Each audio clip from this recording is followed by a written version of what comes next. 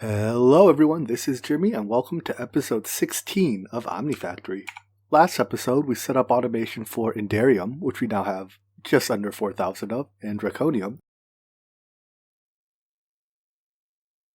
which it looks like we have just over 4,000 of. That's the power of automation, friends. You just set it up and leave it alone, and it's been maybe about a day, you get couple thousand. Now, funny thing is, this rate of producing draconium won't be enough, but for now, it's good enough. Between episodes, I also set up a thing to use some of our draconium.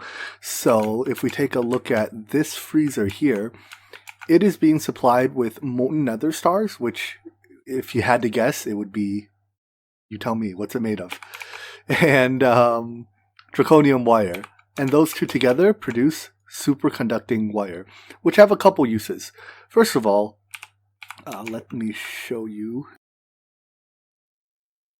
Superconducting wires can be used to make superconducting energy conduit, which transfer a lot of power. That's 134 million RF a tick. So I already made a bunch of these. I'm going to go ahead and replace every wire in the base with them. There's probably about 1,200 of them now, which is why I made 1,200 of these. So that'll be fun for me, and you don't have to sit through it. So good on you. But perhaps more excitingly is having superconducting wires opens up fusion. That's right. We have access to GregTech's fusion controller or fusion computer. So you see, those are the superconducting wires we need. It only uses tier 7 circuits. I think this just uses more superconducting wires. Oh, we also get superconducting coils, which are very high temperature. And I guess it's still only 4 stacks at a time in the multi-smelter, but you get to spend less energy doing it. Anyways, so I'm thinking maybe we should set up a fusion reactor to make us some power. Now, fusion, I was thinking if we're going to use fusion, the goal is to generate one of these various plasmas and then run it through a plasma turbine for power. So if we take a look, I think oxygen plasma is one of the easier ones because it combines carbon with helium-3. Carbon is very easy, right? We just melt down carbon ingots. But helium-3, as I mentioned a couple episodes ago, can now be generated from a lunar mining station on, well, the moon.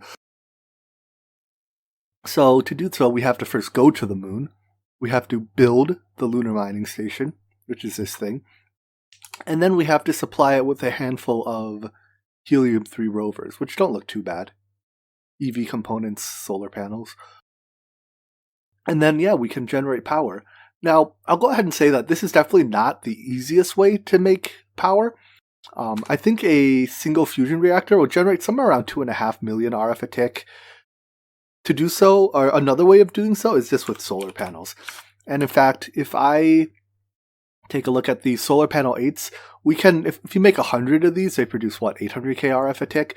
So it'll take about 300 of these, but I think if I just give me 200, right? I can make 200 of these right now. It makes 1.6 million RF a tick only during the day. We don't have a way to automatically make nighttime into day yet.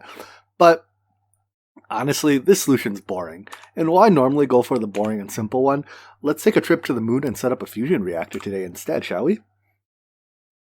One of the first things we'll need before we go into space is obviously a spacesuit. There's no air up there, so if we go up there without a spacesuit, well, we'll just die very quickly. Side effect, though, of that is that we won't be able to use our jetpack, right? Because jetpack's part of our armor. So maybe, I think it might be time that we also made the angel ring so that we can fly out in space. Let me gather the components for that real quickly. Alright, 1 angel ring coming right up. With any luck. There we go. Didn't show it for some reason. Anyways, now even if we aren't wearing our jetpack, we can put our angel ring on, and we have creative flight. Now I think the creative flight from the angel ring is slower than the regular flight from the jetpack. So I'm still going to use the jetpack. It also provides armor, and it's my only, chest piece that provides armor. But yeah, now we just, when we're on the moon and don't have our jetpack on us, we can still fly. Now time to make the spacesuits. 1 set of spacesuit coming right up. So while these build, let's think about what else we will need. We're a little bit bigger than the Kerbals, so we won't be able to ride on a microminer.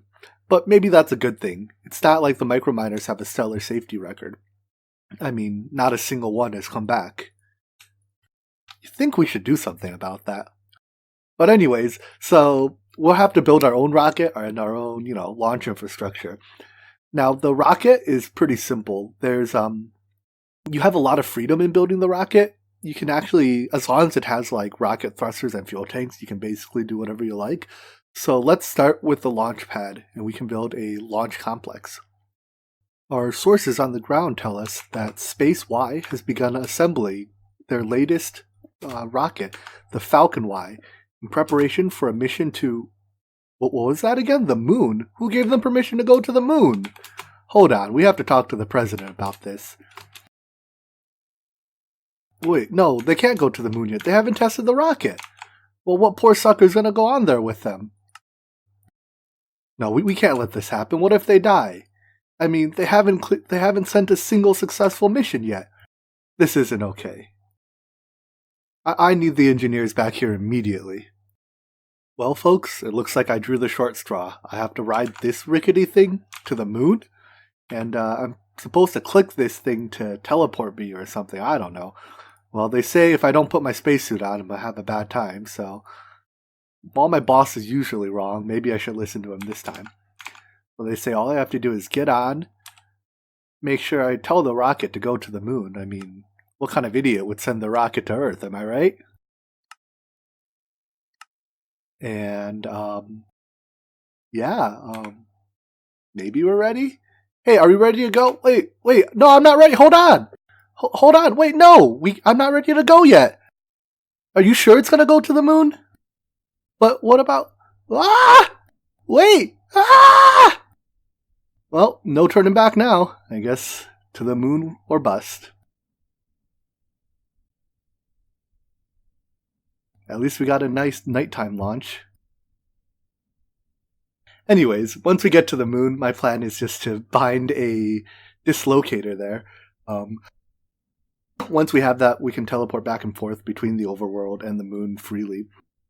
So, I didn't bring any of the moon infrastructure with us this trip, but that's okay. We'll just bring all the other stuff with us next time. As long as we don't crash the rocket.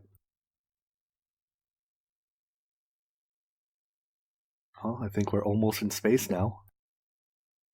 Nothing to see but the stars.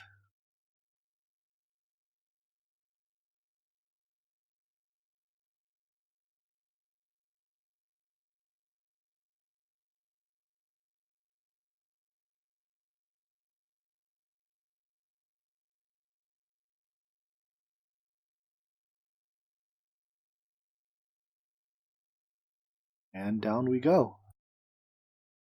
So I'm told this looks like cheese. The moon's made of cheese, right?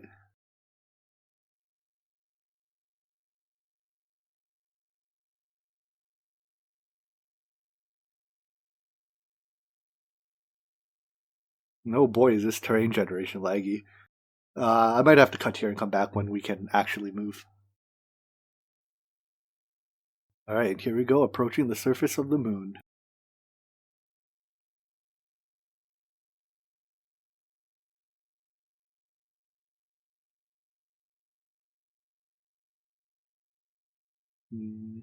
Surface of the moon? There we go. Now that doesn't look like cheese. Someone lied to me.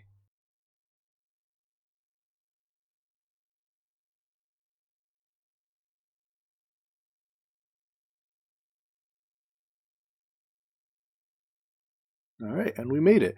In theory, we have enough fuel to take the rocket back, but this rocket stayed here, man.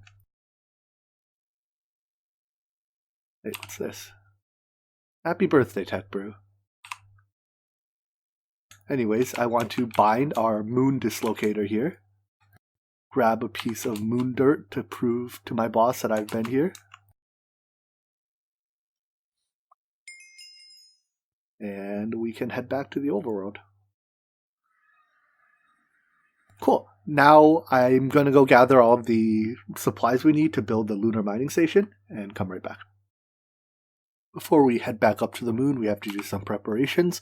So first of all, we have all the materials we need to build a lunar mining station, I hope. And next, we have an ender chest being supplied with 1 stack of helium-3 rovers from a ME interface with a limited item filter set to, well, 1 stack. So I'm going to take the matching ender chest with us, and that will feed our lunar mining station on the moon. The last thing we need is a dimensional transceiver to power it,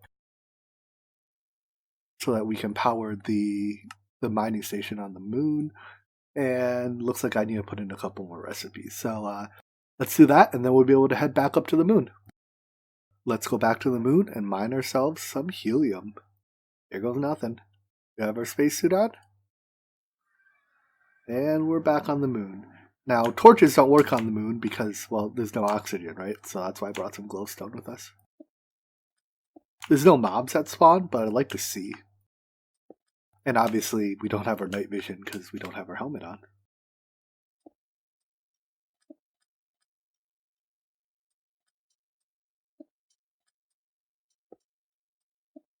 Right, good enough for government work. So let me go build that mining station, and I'll be right back. So putting that together wasn't too bad. It's a little large, but it works. Now all we have to do is hook up all the components to it. So we need power. Let's get power. And that's powered. Now we need, into the item port, we need to stuff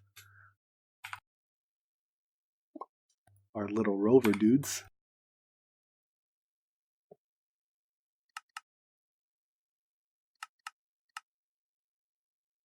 Cool. And then this should start running. Alright, it is running. We want to chunk load it. I brought a chunk loading ward just because I ran out of loadable chunks. Oh well. This works just as well. And it loads 9 chunks, so the fact that I stupidly built this out of chunk corner is okay. And lastly, we need some way to get the helium that it produces back to the overworld. So let's just use an ender tank. I'm using triple yellow for both of these because this is helium-3, right? It has an atomic weight of 3.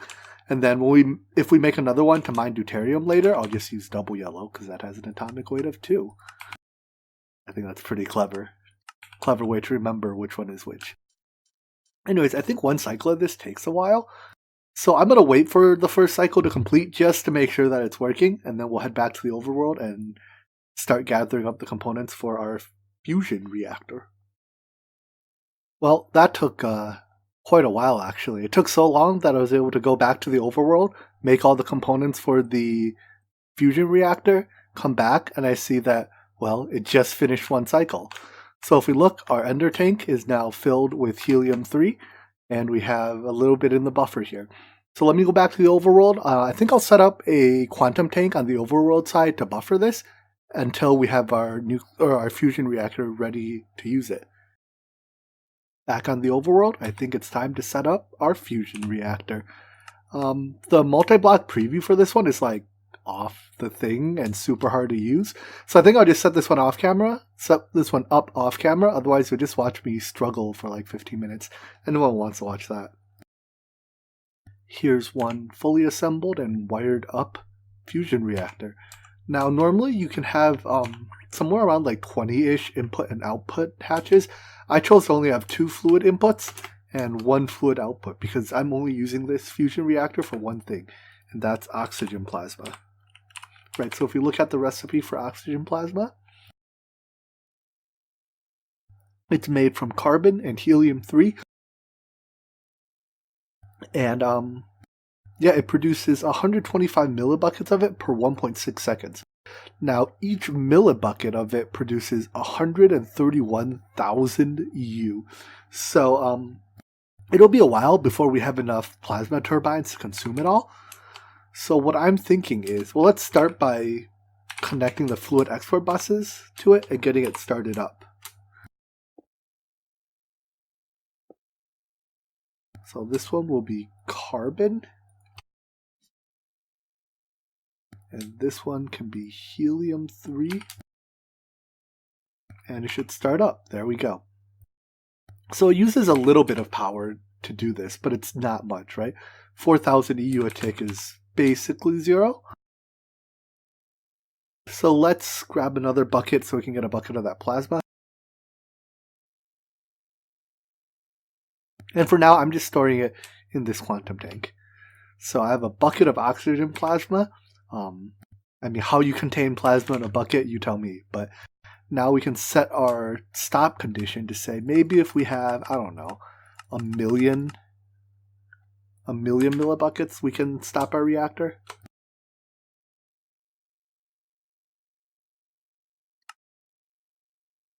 So that'll run until we fill our quantum tank with 1,000,000 millibuckets of plasma. Next thing we have to do, though, the plasma alone can't do anything, right? We need to put it through a plasma turbine, and those are actually pretty expensive. So the plasma turbine is another multi-block. It looks, pretty similar to like our diesel turbines, right? It's another 3x4. It uses a rotor, and I'll talk a little bit more about the rotors when we put it together, but the rest of it is just a lot of tungsten steel. So I hope we have enough tungsten steel to maybe make, I don't know, let's start with 10 of these. Each one outputs, I think, about 26k EU a tick when maxed. So that's like a little over 100k RF a tick. So 10 is 1,000,000. Let's start with 10 and see how we do. Well, right off the bat, we've hit our first snag. So to craft these large plasma turbines, they need ultimate voltage machine hulls, which need a little bit of polytetrafluoroethylene. So we have to make that. And here we thought polyethylene was a hard enough name, right? So let's see what it'll take to make polytetrafluoroethylene. Funny story, I have a small coil of this stuff in front of me right now. PTFE. I guess it's thread sealant for like plumbing pipes. Anyways, back on topic. PTFE is made from tetrafluoroethylene polymerized with the normal polymerization agents.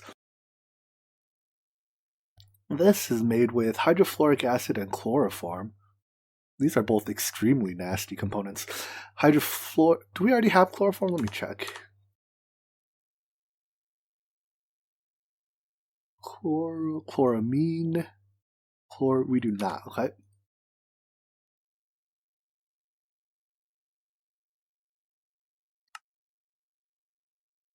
So we need to make hydrofluoric acid, which I suspect is, hydrogen and fluorine. That's fine. And chloroform is methane and chlorine. Okay, so that'll be one reactor for this. And that produces hydrochloric acid as a byproduct? Sure. So it's one reactor for this, one reactor for this, one reactor to put them together to produce tetrafluoroethylene, and one to turn it in. So it's 4 chemical reactors total. That's not too bad. Let me go set these up and I'll be right back. And here we have polytetrafluoroethylene sheets. So let's walk through the process. From the beginning, we have a chemical reactor reacting chlorine and methane with a program circuit, making chloroform and hydrochloric acid. I'm just storing the hydrochloric acid, although I should probably actually electrolyte this back into chlorine because I am using up a lot of chlorine. I'll electrolyte this back into chlorine on second thought.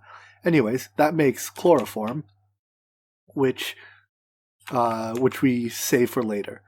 In this chemical reactor, we go hydrogen with fluorine, which we're out of, which produces hydrofluoric acid. Now, fluorine is actually a pretty difficult element to get, but we'll come back to that in a second. With our hydrofluoric acid and chloroform, we react them together to form tetrafluoroethylene and dilute hydrochloric acid. The dilute stuff we just reconcentrate and dump back into our tank.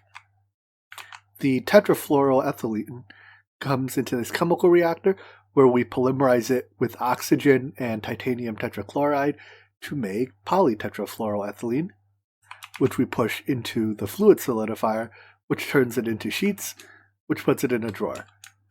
As for our source of fluorine, right now I am electrolyzing, what am I electrolyzing? Bastnasite for it, but it looks like I've already used up all of my bastnasite. So Bastnäsite is technically renewable because it comes from bastnäsite ore, which one of the microminers gets it. Tier 5 microminer can get a stack of bastnäsite. So it's like it's kind of renewable, but it's not very good. I think at some point, maybe even now, we need enough fluorine that I have to set up a system to make it. So fluorine can be found in small quantities in granite, strangely enough. Granite can be made in an igneous extruder using only water, so that's renewable. From there, we pulverize it, which produces black granite dust. And, it sometimes produces thorium. But this is what we're after. This stuff can be electrolyzed 5-to-1 to produce biotite dust. And then biotite dust can be electrolyzed 22 of them to produce 2 buckets of fluorine. So it's a pretty crap ratio of granite to fluorine, but it is fully renewable this way. So how about I'll set up this renewable fluorine and reprocess our hydrochloric acid down, and then we'll come back to our plasma turbine project. And this little contraption here makes fluorine. So as I said, we start by making granite. Remember, the lava isn't consumed, so we only have to feed it water. We macerate it down into black granite dust, electrolyze that. We'll basically void the silicon dioxide when this drawer fills up. We basically have no use for it. But the biotite dust goes into this electrolyzer, where when we get enough of it, it electrolyzes it into oxygen and fluorine, which we're consuming. And one of the other byproducts here is kind of useful. The magnesium is not totally useless because that's used in titanium production. And in fact, this is our only fully renewable magnesium so far. So hey, 2 birds, 1 stone. What more could you ask for? Let's now get back to making the turbine. I think we should have all the materials to make it. Hey, we do 10 of them. It takes 280 tungsten steel, but besides that, it doesn't seem too bad. A lot of circuits. All right, here goes. I'll be back when they're done. While we wait for the plasma turbines to craft, let's take a look at rotors. So if you see here, I've already made a osmium rotor, but we have lots of choices, 47 of them to be exact. So for rotors, there's a couple stats we want to look at: the durability and the efficiency. And honestly, it's basically only the efficiency that we care for. So the efficiency is just a multiplier on the energy output of the turbine. So anything less than 100 is you lose power. As far as I know, none of these are above 100. As for durability, as it runs, the durability slowly drops, and if it reaches 0, I presume you have to replace it. I've never actually run a turbine down to 0 because, as far as I can tell, it seems to lose about 1 durability per couple buckets of plasma. But it uses plasma very slowly. Like, I wouldn't be surprised if a turbine, like the osmium turbine we have here with 128k durability, can last a couple months. And by that point, we'll easily be off plasma power. We'll, in all likelihood, be done with the pack. But if not, we'll be on creative power. So anyways, osmium is one of the cheapest materials to have 100% rotor efficiency, which is why I'm choosing to use it. So they're crafting up now. They use quite a bit of osmium each. If we look at it, well, it can be any material. So it takes 8 turbine blades to make a single turbine, and it takes 5 and a plus, or a little over 5 plates to make it. But that's fine. We have a lot of osmium to go around. All right, so back to letting these craft, and let's see how our turbines are doing. Large tungsten steel pipes. I think I know what that is. Yeah, I didn't hook the machine back to the interface. Whoops.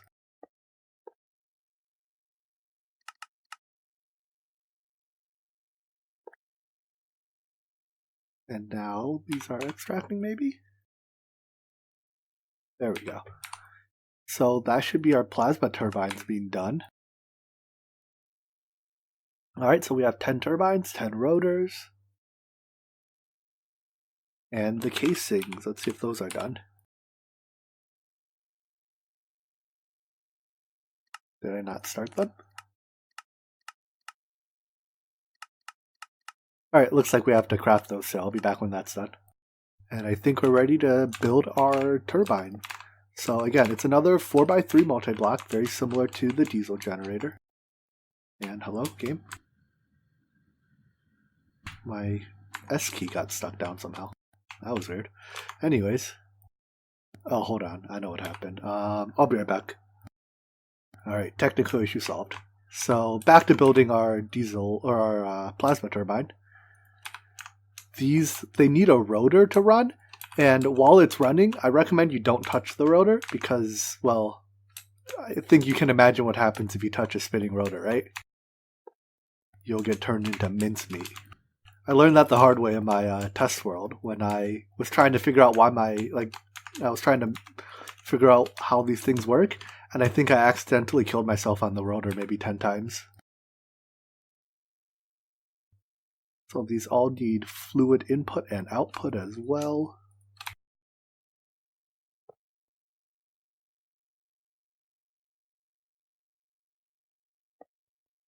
And form.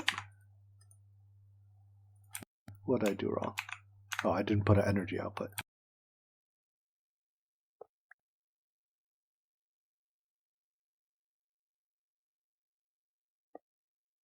There we go. So here's our first plasma turbine.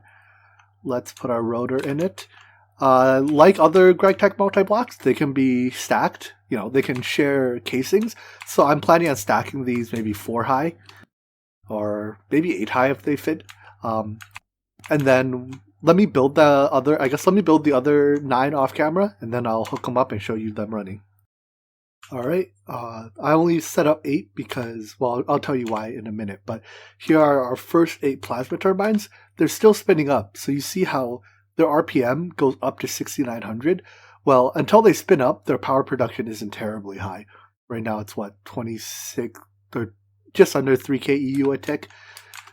They're fed pretty simply. I have a tank containing oxygen plasma.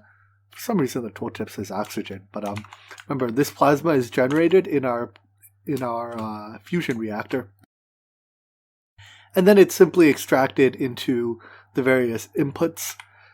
As they consume the fuel, they turn the oxygen plasma into regular oxygen, which I'm just voiding. I'm not that worried about, I don't need every last bit of oxygen I can get. So right now these are spinning up. This one's already almost halfway spun up. Until they're fully spun up, I don't think this kills me. Yep, not quite. But it hurts. But yeah, avoid touching the rotor holder. So anyways, I still have to hook up the power output to it. I went with ludicrous voltage energy outputs. So I just have to hook up an appropriate tier CEU to it. Remember, each of these are 4 amps of output, or up to 4 amps of output. That's why I wanted to so each one is up to 4 amps of output, which means on a 16x wire, you can put up to 4 of them.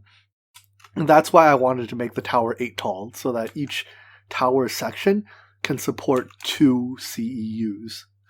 So let me hook up the CEUs to our power network, and then once these are spun up, we can see how much total power we are generating. The wires are now fully hooked up, and remember, we're using CEUs to convert the GregTech EU power that's being generated into RF, and then we're transporting that along our main energy network and converting it back into RF when and if needed. So let's look at how much each one is generating. A little over 41 kEU a tick. And we have 8 of those, so let's see how much total power that is. This one I'm going to need a calculator for. So let's get that exact number. So this is 1.32 million RF a tick from these 8 plasma turbines. And I think that our reactor can support a couple more than this as well. So give me a second to run the total math on that, and I'll show you exactly how many plasma turbines you can run off one fusion reactor. Alright, I've done the math, and it comes out to just a hair over 12 turbines per one fusion reactor. And just so you can check the math yourself, what you want to do is take the amount of plasma you generate per tick, right? So it's 125 divided by 1.6 divided by 20. Multiply that by the energy you get per millibucket of plasma. So you multiply that number by this 131,000, and then you divide that by the energy generated per turbine. And that comes out to 12.4 and a little bit more. So I'm thinking we have 8 here. I'll go put another 4 up, and then we'll basically be using 100% of the plasma that comes out of here. That is, if these are running at 100% uptime. But we also, we don't actually consume this much power, right? Our base isn't quite 2 million-ish RF a tick hungry yet. But what that means is that we have the chance to grow, and we can spend this power mostly on stuff like blast furnaces. Alright, so let me build the last 4 turbines. And finally, the fruits of our labors. 12 plasma turbines producing just about 2 million RF a tick. This will hopefully last us until the endgame, although I expect we'll have one more round of significant power upgrades before we're done. Anyways, this episode has gone way long, but I'm sure you don't mind, and I don't mind. But yeah, I hope you enjoyed the episode. I'm glad we were able to finish up this power project in one episode. And I hope to see you in the next one. Take care. Bye-bye.